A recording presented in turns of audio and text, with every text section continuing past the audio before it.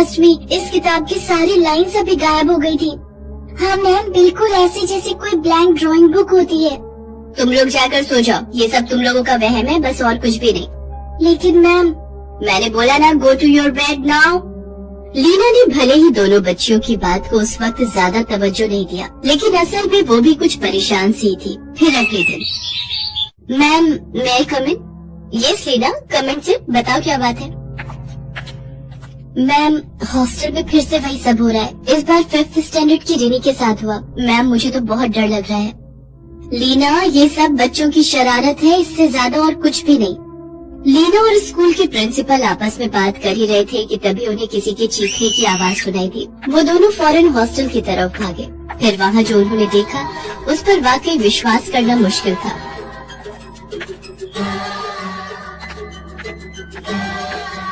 वो रिनी की फ्रेंड वंशिका थी जो कि उल्टी चल रही थी। उसे देखकर ही पता चल रहा था कि वो अपने होश में तो बिल्कुल नहीं है। मैम ये तो वंशिका है, रिनी की रूममेट। तुम रुको, मैं इससे बात करती हूँ। Vanshika stop, where are you going, come here. Principal की आवाज सुनकर वंशिका रुक गई और फिर, Vanshika answer my question, where are you going. Vanshika ने कोई जवाब नहीं दिया। उसका चेहरा उसके बालों से ढका हुआ था। प्रिंसिपल ने उसके चेहरे से उसके बाल हटाए तो देखा कि वंशिका की आंखें तो बंद थी। लीना ये तो सो रही है, इसे नींद में चलने की बीमारी है क्या? मैम ऐसा तो पहले कभी कुछ नहीं हुआ इसके साथ। ऐसा करो तुम इसे इसके मेडिकल रूम में ले जाओ और इसका चेकअप करवाओ। जी मैम, पर लीना गो। लीना वंशिका को लेकर चली गई, लेकिन वो बहुत डरी हुई थी और उधर प्रिंसिपल भी बेचैन थी। फिर कुछ देर बाद, मैम क्लास में भूत है। भूत है वहाँ। What rubbish, Samaira? Do you know what are you saying? Ma'am please come with me please. Principal Samaira और टीचर के साथ क्लास में पहुंची। क्लास की छत पर कुछ बच्चों के नाम अपने आप लिखे जा रहे थे, वो भी खून से। ये देखकर बच्चे बहुत डर गए थे। प्रिंसिपल ने ऐसा कुछ इससे पहले कभी नहीं देखा था। सभी लोग एकटक क्लासरूम की छत की तरफ देख रहे थे। तभी अचानक छत पर से सारे बच्चों के नाम मिट गए और अब की बार खून से समायरा नाम लिखा जाने लगा। अब तो प्रिंसिपल को भी थोड़ा डर लगने लगा। तो वही छत पर खून से लिखा अपना नाम देखकर समायरा थर-थर कांपने लगी। समायरा सारे बच्चों को बाहर लेकर जाओ अभी। Okay ma'am. इससे पहले कि समायरा टीचर बच्चों को क्लासरूम से बाहर ले जा पाती, रूम का दरवाजा अपने आप ही बंद हो गया। ये देखकर सबके माथे से पसीना बहने लगा और कुछ बच्चे तो दहाड़े मारकर रोने भी लगे। कुछ देर बाद दरवाजा अपने आप खुल गया। सभी लोग फौरन बाहर स्कूल के गार्डन में आ गए। बच्चे बुरी तरह से घबराए हुए थे और लगातार अपने पेरेंट्स के पास जाने की जिद कर रहे थे। मजबूर होकर प्रिंसिपल को सभी पेरेंट्स को स्कूल में बुलाना पड़ा। मैम ये शहर का बेस्ट रेटेड स्कूल है, इसीलिए हमने अपने बच्चों को आपके भरोसे यहाँ पर छोड़ा है। लेकिन फिलहाल जो हमारे बच्चे कह रहे हैं, अगर वो सच है तो हमें कुछ सोचना होगा। रिनी का तो रो रो कर बुरा हाल है मैम, अब आप ही बताइए मैं उसे यहाँ कैसे छोड़ दूँ। देखिए आप सब शांत हो जाइए। अब तक यहाँ किसी भी बच्चे को कोई नुकसान नहीं पहुँचा है। हाँ कुछ अजीबोगरीब चीजें हुई है पिछले दिनों, लेकिन मैं आपसे वादा करती हूँ ये सब बहुत जल्दी सुलझ जाएगा। बस तब तक आई नीड सम कोऑपरेशन। फिलहाल कुछ दिनों के लिए आप अपने बच्चों को अपने साथ घर ले जाइए। जैसे ही सब कुछ नॉर्मल होता है बच्चे फिर से हॉस्टल में रहने आ सकते हैं। प्रिंसिपल की बात मानकर सभी पेरेंट्स अपने बच्चों को लेकर वहाँ से चले जाते हैं, सिवाय राम प्रसाद जी के। वो अपने पोते विकास के साथ अभी भी प्रिंसिपल मैम के रूम में ही बैठे थे। आप विकास के दादाजी है ना? देखिए मैं समझती हूँ आपकी चिंता, बस मुझे थोड़ा सा वक्त दे दीजिए। आई प्रॉमिस मैं सब ठीक कर दूंगी।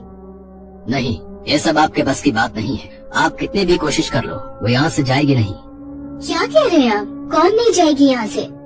मैडम जी आप मानो या न मानो, सच तो यही है कि यहाँ एक आत्मा है जो ये सब कर रही है।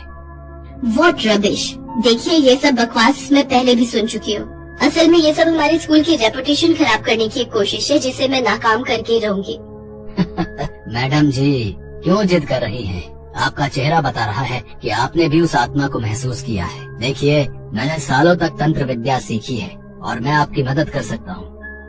ठीक है, आपको जो करना है कीजिए, मैं आपको परमिशन देती हूँ। बस इतना याद रहे कि इस सब के बारे में आप बाहर किसी से कुछ नहीं कहेंगे। प्रिंसिपल के पास और कोई चारा भी नहीं था, उन्हें कुछ भी करके अपने स्कूल को बचाना था।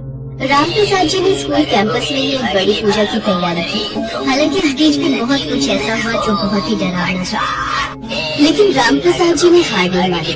वो कोशिश करते रहे और आखिरकार वो कुछ हद तक कामयाब होते दिखे। सामने आ, मैं जानता हूँ तो यही है। आखिर चाहते क्या है? क्यों इस शिक्षा के मंदिर में डेरा डाला है तूने? क्यों मासूम बच्चों का भविष्य बर्बाद कर रही है? बता मुझे, बता। रामप्रसाद जी के ऐसा कहते ही वहाँ तेज हवाएं चलने लगी। फिर अचानक ही समायरा टीचर की आंखें लाल हो गई। वो खुद को बुरी तरह से मारने लगी। ये देखकर सबकी हालत खराब होने लगी। ये क्या कर रही है तू? बाहर निकल इसके शरीर से। तो शरीर में रहने के काबिल नहीं है, बाहर निकल। ये क्या?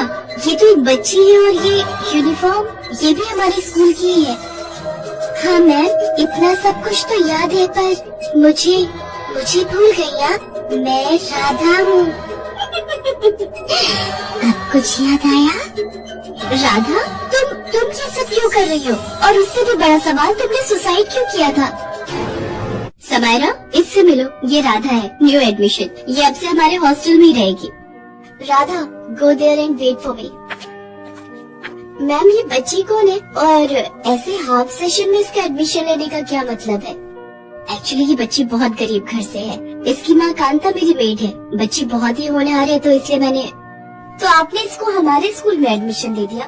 Ma'am, how can you do this? ये बच्ची हमारे स्कूल के स्टैंडर्ड को कैसे मैच कर पाएगी? शट अप समायरा, यहाँ स्टैंडर्ड अमीरी गरीबी से नहीं बल्कि पढ़ाई से बनता है। Take care of her and you can go now. Ma'am, ये लोग मेरा मजाक उड़ा रहे हैं। देखिए, इन लोगों ने मेरी ड्रेस पर कलर गिराकर इसे खराब कर दिया।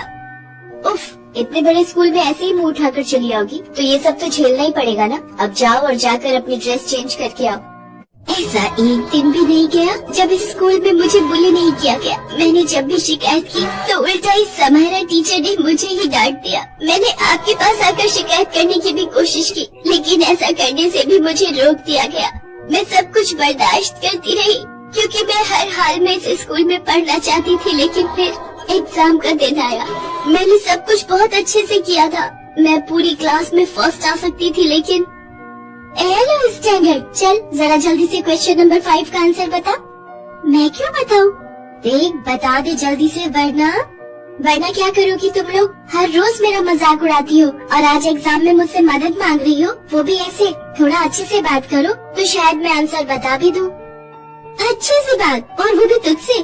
तू इस लायक है भी? चल मत बता आंसर, लेकिन अगर हमारी आंसर शीट कंप्लीट नहीं होगी तो तेरी कैसे हो सकती है? रिमी और वंशिका ने मेरी पूरी आंसर शीट मेरे सामने फाड़ दी। ये समायरा टीचर वहीं पर थी, पर इसने कुछ भी नहीं किया। उल्टा आंसर शीट नहीं होने पर इसने मुझे ये एग्जाम हॉल से बाहर निकाल दिया। मैं क्या करती? मैं फेल नहीं हो सकती थी, इसलिए मैं जाकर 6th फ्लोर से नीचे कूद गई। सोचा था मरने के बाद इस सब से छुटकारा मिल जाएगा मुझे, लेकिन ऐसा नहीं हुआ। इस स्कूल में पढ़ने की मेरी तमन्ना अधूरी रह गई थी, इसलिए मैं मरकर भी यहाँ से नहीं जा सकी। तुम्हारे साथ जो कुछ हुआ उसके लिए मैं बहुत शर्मिंदा हूँ राधा। मैं तुमसे वादा करती हूँ कि समायरा को इसके किए की सजा मैं दिलवाऊंगी, लेकिन प्लीज तुम वो सब मत करो जो कर रही हो। इस स्कूल में तुम्हारे जैसे और भी बच्चे हैं जो वाकई यहाँ दिल लगाकर पढ़ना चाहते हैं। उनकी खातिर प्लीज यहाँ से चली जाओ। ठीक है, चली जाऊंगी, लेकिन आपको मुझसे एक वादा करना होगा। जो मेरे साथ हुआ वो फिर कभी किसी और के साथ नहीं होना चाहिए यहाँ, वरना नहीं, मैं वादा करती हूँ ऐसा फिर कभी नहीं होगा। ये मेरी जिम्मेदारी है। इसके साथ ही राधा वहाँ से गायब हो गई। उस स्कूल को छोड़कर अब वो जा चुकी थी जहाँ पढ़ना उसका सपना था। लेकिन क्या